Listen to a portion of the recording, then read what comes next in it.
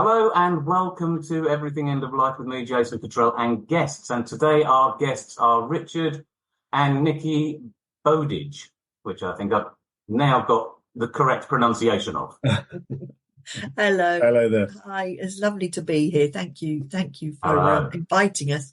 If you could just tell us, for people, we are kind of Colchester-based charity, and I'd be surprised if there were many people who didn't know about the charity itself. But could you just introduce yourselves and tell me a little bit about the charity, what it does? Yep. So I'm Nikki Bowdidge and I am Tom's mum. We have been in Colchester most of our lives. So we are very much local born and bred. Tom was 18 when he was diagnosed with a very rare and aggressive form of cancer. He'd just completed his A-levels and was just about to go off to university, start the rest of his life or the next stage of his life. And he hadn't been very well the whole of that year. I think we'd had 6 or 7 trips to the doctors, and they basically had written down on the notes that I was just a neurotic mother. And then early September, Tom became very poorly, and we discovered that he was, in fact, riddled with a very rare and aggressive sarcoma called a desmoplastic small round cell tumour. And at that point, yes, for Richard and I, the end of the world seemed very close at that point. And sort of as Tom went through his journey, and sort of everything that happened to him. So the idea of the charity was formed by Tom himself with exactly the wishes and the aims that he said still needed to be dealt with when you go through sort of the medical system. And so that is what we then went on to do in supporting teenagers and young adults who were living with cancer. And I'm Richard Bowdidge, Tom's dad and chairman of the foundation. You both, this charity has now been going for 10 years? 10 years, indeed. Is that correct? Yep. Yes, that is. Yes, we're celebrating our 10th anniversary. Yeah. We've raised in the region of £1,700,000, wow, which we are absolutely blown away with. But as Tom said, there was still an awful lot of work to be done. And we have grown considerably in size, and we now help young people across the country, right up to Scotland, across to Wales. In fact, 25% of our help and support goes to our Welsh young people because they have very little support, down to the depths of Cornwall. So we cover everywhere. And we also, as well as the fact that at the moment our support packages are what's the most popular thing, the thing that's most needed, we are unusual in that we have 2 other main areas of the charity. One is looking at research into young teenage cancer types. There is very, very little research done in this particular area. They are very rare and they're very aggressive, but there are still enough of them for their needs. There needs to be research done on it. So we have funded quite a lot of research that has made significant progress. So we're very proud of that. We've just started a new research project with Sheffield Hospital. And also we create age-appropriate rooms and spaces in local hospitals. So not just Colchester, we've done a significant amount in Colchester, but quite a lot in London, Sheffield, we've done some, where they can be teenagers first and cancer patients second. They can have family and friends. That's very much, yes. Yeah. That's very much. And he was really grateful, I think, to the TCT for creating that you both wanted to carry on and seemingly have really achieved. So, yes. From my point of view, this kind of charity should really be funded by the government. Yes, wouldn't that be nice? Is there? Yeah. Yes, there are certain areas. For example, I know there's quite a campaign for a travel fund for for families with young people travelling. And actually, a large proportion of our money does go towards people having to fund their travel costs because they're extortionate. Yeah. A lot of the time, the patients can't travel on public transport because of risk of infection. So they might have to then, pay for taxis or petrol, etc. Then they've got to pay car park costs. So there's all sorts of things that's sort of associated with that. And yes, I know we're lobbying the government a lot at the moment, absolutely, for them to do that. And the difference being between the type of furniture that you would get in a hospital that the NHS would pay for is very different to what we actually want our young people. We funded a chair in Colchester Hospital that was $5,500. That was 10 years ago. The NHS wouldn't have considered being able to fund that. So there are little things, quite big things really that we can make a difference to. They'll give a hospital a funding budget of, say, for a chair like that, say £1,000. But if they wanted a more luxurious one like we funded, they have to get funding for the balance from outside. And that's the tough part. So sort of very much the lack of government funding then puts the pressure on the charities in order to do the funding that really ought to be going into hospitals directly. Okay, so the charity's been going for 10 years. Could you share with me a little bit about how it all started? So you were normal family life, Tom doing his A-levels, not sort of now and again, to not get a proper diagnosis. Yeah, it was very frustrating, actually. I was not happy, and when Tom had come home from work on the day that Richard finally took him to A&E, I said I wouldn't go because I was sick of being told it was me and that I had, that I was neurotic, etc. So he took him, and they actually diagnosed that they thought that it was appendicitis. And I was sort of like, wow, that's lasted a long time if it's appendicitis, but thank goodness they've discovered it. Yeah. Yeah, it was a bit crazy. And then this wonderful consultant came, and she felt his stomach. I say to her, to this day, I don't know how you disguised the fact of what you were feeling, because she was just feeling his tummy. She obviously could feel it, and hid it from us until she was sure. And then she called us in, and then that was just, right, what do we do now? Where do we need to go? And obviously we were whisked off to London to the top sort of sarcoma centre, really, with one of the top consultants. And really, I suppose, felt that all was going to be okay. We knew the prognosis was appalling, and it still is. But Tom was always adamant he would be the first, that he would be cured. And that whilst he was having care and chemo, etc., that he would be cured. There would be no question he'd be the first to do it. And sort of, I think it was about the January, he never really had good news. When we look back, we go, there was never actually an appointment where he came out of having good news. And in January, he said to us, I'm not going to go to university now. I'm going to set up the charity. I was a school teacher, but primary school teacher. Richard is obviously in insurance, and the charity world, apart from the PTA, was really all that we sort of knew. So after he passed away, and he said to Richard, I can't go yet. There is still so much that needs to be done. But he had obviously made sure that we knew all that. And probably a month after he'd gone, we said, what are we going to do? Mm-hmm. Shall we try this charity lark type of thing? We did it. It wasn't very long into the charity, and it grew very quickly, that I realised that I couldn't be a good school teacher and a good CEO of a charity at the same time. I would need to give something up. And so I gave up teaching and then became sort of, full-time. But one of you's got to be the breadwinner, which continued working. Yes. He does. He brings the money in. To keep brings the money. Yes. We've got a kind of a reciprocal thing going on with my missus. She does. She goes to London and works for a huge bank, which is, very clever, much more clever than me, I think. And I've got a little business that we can keep going, and we can raise the kids, and we can do so. We kind of, and I think that kind of that relationship can work really well if you've got something. Yes. Yeah. Yes. And you need that. It's and I just prepared to do half a job of either jobs. It was one or the other. The two were growing too much. And I sort of said, well, I felt that maybe we owed it to Tom's legacy, that maybe this was the path we should be taking.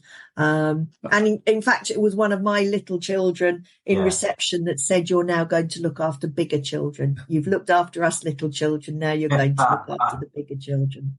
And I think also, just touching on the fact that neither of us had any charity background at PTA, it gave us the opportunity to start with a blank sheet of paper and not go into it with any preconceived ideas about what's the right thing to do and what's the and have people say to us, oh, that's not how it's normally done. And so we just say, okay, why? And we'll do it the way we want to do it. And it sort of seemed to hit a resonance, hit a chord with quite a few people, because Tom had a particular personality, and we wanted to try and make sure that Tom's vision and his way he wanted things to be done was carried out. And that is why the charity is probably slightly different to the way some other charities operate. It's a bit, it certainly has been, and it's been an adventure. Yeah,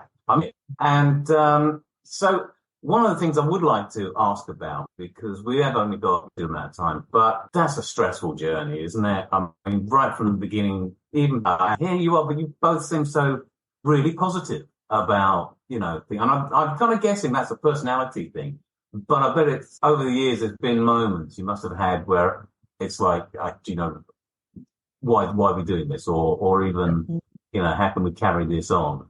Absolutely. And we it's 100%, you're 100% right. We sometimes talk about a facade that we put on, and that's sort of then the front door shuts, and we can go, right, okay, we can be ourselves. And sometimes that facade is put on for the benefit of other people, because they don't know sometimes in the early days what to say to us, or how to tackle us. And I would always be in the case where I wanted people to cross the road to come and see me, not cross the road to avoid me, because they didn't know what to say. I still want to go to the pub and have a beer and with my friends, and I'm not going to sit and talk about Tom unless they want to talk about Tom or the charity, and I'll talk about whatever the subject is. And that's the thing. I think is that we have the strength of each other, and I get a huge amount of strength from Nikki's support. And I think that makes a difference for us, that we can compartmentalize it, and we know that we have our quiet moments, and sometimes we have moments when we used to walk the dog and have quiet times, and suddenly emotions would come crashing over. But you learn your coping mechanisms, you learn your warning signals, and you learn how to deal with them. And unfortunately, some people don't know how to deal with parents that have lost their child. We know how to deal with parents that have lost their child, or whatever, and they some people don't, and they think that they might say the wrong thing, or we get a lot of strength from each other. That's the main thing. There's an interesting thing I've just been a part of, which is being a human book. Mm-hmm. And in that, you have to have a book title. Now, my book title was End of Life Carer, but there were people there with book title of gay or queer, and soldier, who was also a trans, and in that space, they say, ask us anything. It's okay. It's okay to ask the wrong question. And if there's something that makes me uncomfortable, I won't get upset. I'll just help you to see the question in a different way. And I think that, you must have experienced that a lot, as you just said, people being just nervous to saying the wrong thing. And offending you. Whereas I think probably, having spoken to you at length beforehand, you're not the kind of people that get offended. No. No. I think we had, and sort of, I know I mentioned this story, my nephews came, they were quite young at the time, first big death that they had. And I know my brother was really concerned about what they might ask me. And I said, it doesn't matter, it's fine. And they asked me, certainly my oldest nephew, asked me all the questions you could see that the adults were desperate to ask, specifically about the funeral and what would happen to Tom, and would he be buried or cremated? And my nephew was just totally straight. And I was as straight as I felt I could be with a child that age. and explained to him the choices we had to make with the fact that we'd got this body and, you know, Tom was long gone in his soul, and try and explain that. And you could see the adults going, oh, don't ask her that. Oh, crikey. Yeah. And I went, why? He wants to know. And I think this is our problem is, you know, we don't talk about death enough, as I've sort of said to you. And it was very evident, yes, the adults squirmed, but the children were just, you know, take it in their stride. I mean, we got him involved in making decisions about the funeral. So Tom is buried with a lightsaber. Because he wanted, my nephew wanted a Star Wars themed funeral because that was what was in the funeral director's catalogue. Nice, I love that. But who were the funeral people? May I ask? We had John J. Smith. Yeah, they were wonderful. There you go. They were fantastic. Absolutely wonderful. Yeah. And they were very honest as well because they've got a lovely ornate vintage hearse with the glass at the back. Yeah, I've seen it. Yeah. And Ernie Free, who we've known for a long time through the family, he sidled up to us when Tom arrived at the house, and he said we nearly had a bit of a problem because Tom's 6'4", and he said we had to make we were going to have to make a slightly bigger coffin, but we managed to bend his knees so he could get in the coffin. Oh, no. We might have had to close the rear door and hold it with a bungee. Oh my God! But Tom would have thought that was hilarious. Absolutely hilarious. Yeah. I mean, it's not what you expect to see going down the street, is it? You know? Exactly. But the village, and what was beautiful about it is the village came to a halt. We had over 600 people at the funeral, and the village came to a halt to pay their respects to him because they knew him because he worked in the village in the co-op.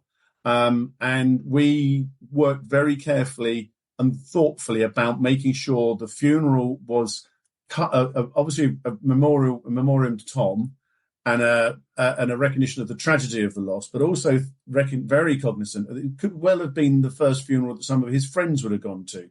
So we made sure there was very much a Tom theme in it. So lots of musical tributes to Tom that people didn't expect, which was Hakuna Matata from The Lion King, which he loved. And he went out to Somewhere Over the Rainbow by Israel, the Fijian or Hawaiian ukulele guy. Beautiful song. But then it changed to King Julian singing I Like to Move It from Madagascar, which Tom and one of his best friends used to walk into the classroom singing. And somebody came up to me afterwards at the reception, can't really call it a wake, a reception afterwards, and said, I have never seen people dancing in a church at a funeral because they were playing that music. It just made it easier, more comfortable for people. And it was a fabulous, fabulous day. The teacher that the class that he would go in, she said, as soon as it came on, she said, all I could see was Tom coming in every lesson dancing to I Like to Move It. So it was just ways of going into people's memories of him in different ways. And, you know, there were obviously a lot of tears, but also a lot of very, very happy memories from his very short life. It was the biggest party Tom missed. I was going to say, it sounds like something he would really have enjoyed. Yeah, we ended up with a Chinese for 35 people in the marquee. Get rid of them. They didn't want to go.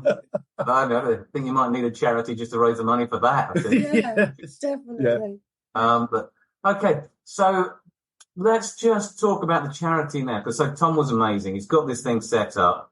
You know, he's passed away. You've been doing this over the years. So is there any particular memories that you have about the help that you've been giving to these young teenagers, and young people? Yeah, I mean, so many different stories that have come in. I think one of the key ones for me was when we created one of our early rooms at Colchester, and it was in the Mary Barron suite, and we were told, we went to visit it and look at it, and they were all very bright and cheerful and sort of just have very contemplative pictures and artwork, etc. And the matron would come up and she said, we've just had a young person who had refused up till now their curative chemo, which they very rarely say that your chemo will be curative, but this young person could have chemo that would cure him. But there was no way that he was going to go to hospital anywhere to have this done until he walked into Tom's room. And when he saw this room, he went, okay, I'll have it if I can have it in here. And we saved his life. I mean, and we probably have saved many others, but that was a particular poignant one in the early days that really got to us thinking, gosh, you know, you actually had the choice of being cured, but the actual setting was holding you back from that. Tom felt very much as wonderful as everybody was in the old Mary Barron suite in the old Essex County. They were absolutely lovely. And there's this very striking 6'4" young lad, no hair, walking in, and the way their seats went all the way around the outside of the room, they would just watch him come in shock, horror. And Tom just said, I feel like a goldfish in a bowl. I hate it. I hate it. And I'm sort of like, you know, they're all shocked. He didn't want it. So we made sure that was something that we took away, you know, so that they could have their privacy, because they're very self-conscious. They just, if they wanted to socialize with others there, they could, but we've taken that away from them. They don't have to be forced into it. And certainly another young girl locally, she has spent a few months ago now, a lot of time in his room in Colchester, and sadly passed away. We gave her a lot of help, but sort of turned that room into hers for many, many months, had her dogs in there, put up fairy lights, you know, and it was just very special for her and her family to have that time in that room, and sort of, there because of the charity. So this room is actually in the hospital Yes, it is. It's on the West Burgalt ward. And when there are no young people in there, then they use it for sort of the sickest cancer patients that need time and privacy as well. But when a young person comes in, the rule was that they take priority and they go in there. It's been designed specially for them, but never left empty. So we've had lots of messages from adults that have used it and said what a beautiful room it is, etc., that have had the chance to go in there. And this is across the board. You know, it's so important to them. We did one in London, and a young girl said, you've let me get out of bed to go into another room. These were for our 19 to 24-year-olds. Yeah. And she said, I've got a social space. I can just go and hang out. Whereas before, I just stayed in my bed, my curtains all round. I didn't want to get out of bed. And hospital settings, they can be so impersonal.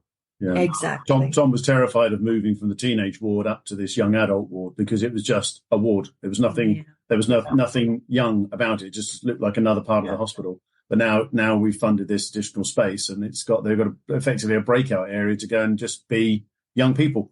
Be young, So important. 100%. Yeah. So I want to thank you both for coming along and chatting. Seriously, obviously, we would love everybody to donate probably everything they've possibly got. Absolutely. Sell your house, fine, just crack on in. And but where can people find you? Right. Well, if our website is very easy to use, and it's www.tombowdidgefoundation.org, and that will give them links to everything. They can find us on all the socials, but the website's the key place to go. They can then go off from there and see what we're up to and share to everybody. We desperately need to get out to more people.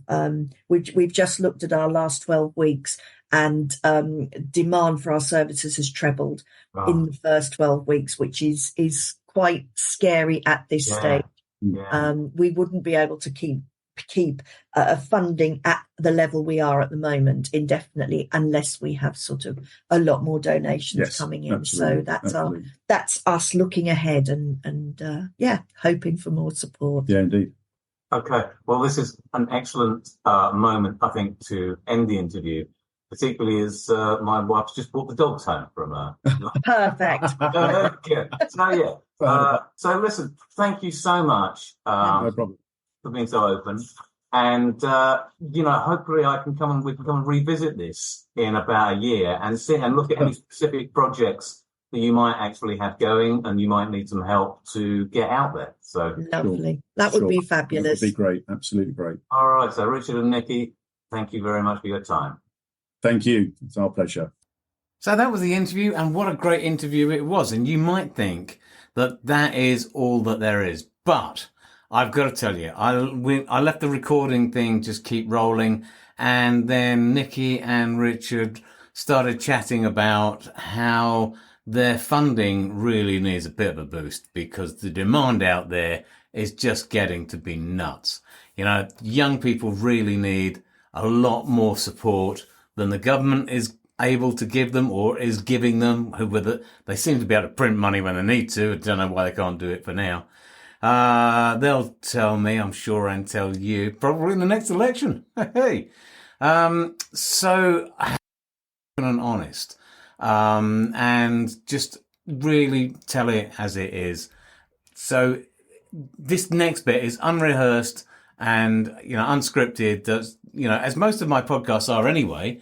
But on this particular occasion, I thought I would just tack this one on the end so that you can listen to, the real need out there for donations, for money, for fundraising, and for a little bit of help that they require. So,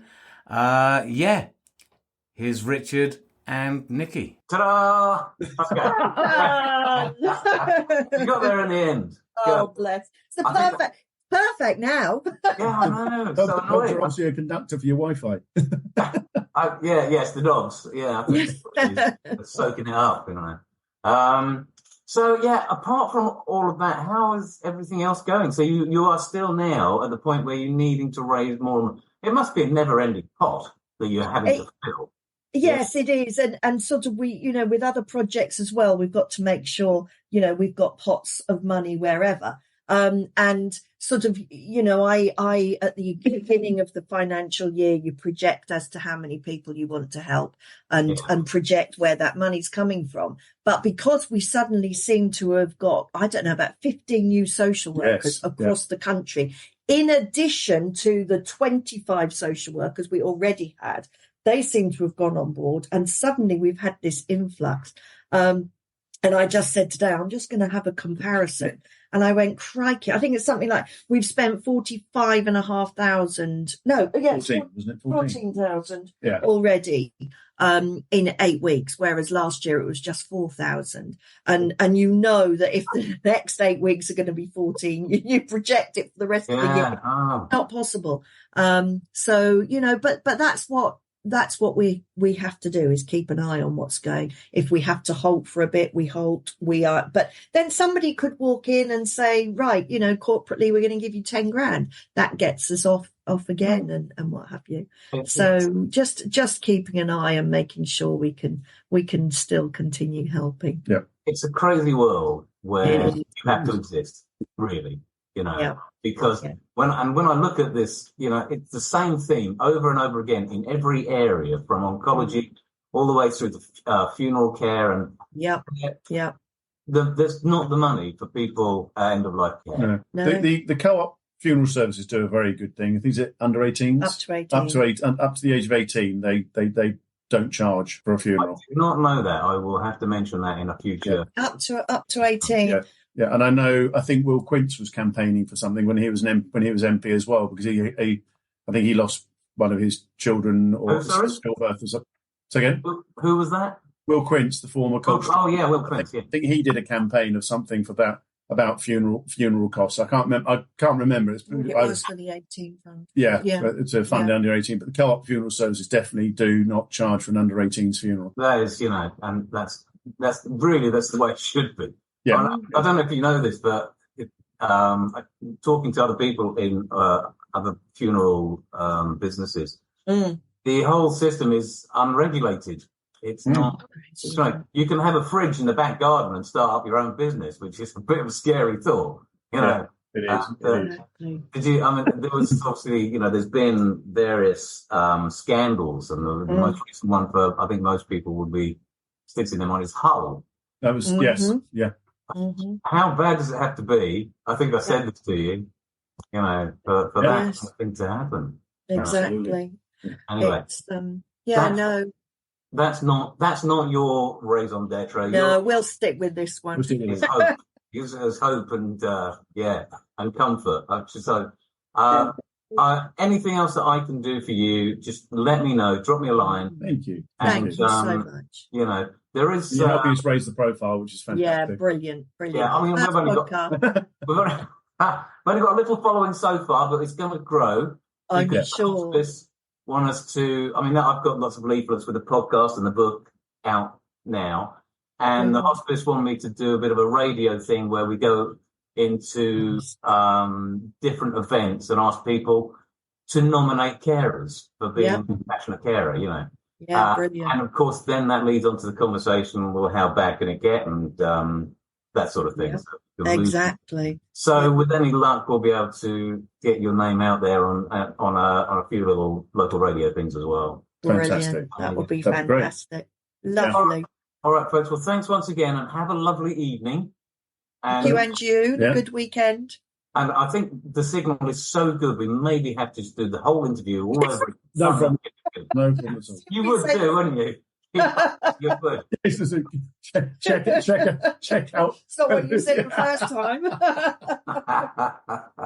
All right. Oh, Okay. Have a lovely evening, and we'll speak to you. All right. Take care. Okay. Oh, by the way, no, hang on. Before you go, I did nominate you for the Compassionate Carers Award thing. So, Thank you. So that comes from the Compassionate City, and that I think on the 3rd of August there's going to be more nominations. So you might hear something back from that. Oh, wonderful. Oh, that's very kind. Hopefully, raise the profile. All right. Brilliant. Thank you so much. Thank you. See you later. Thanks a lot. Bye. See you. Bye bye.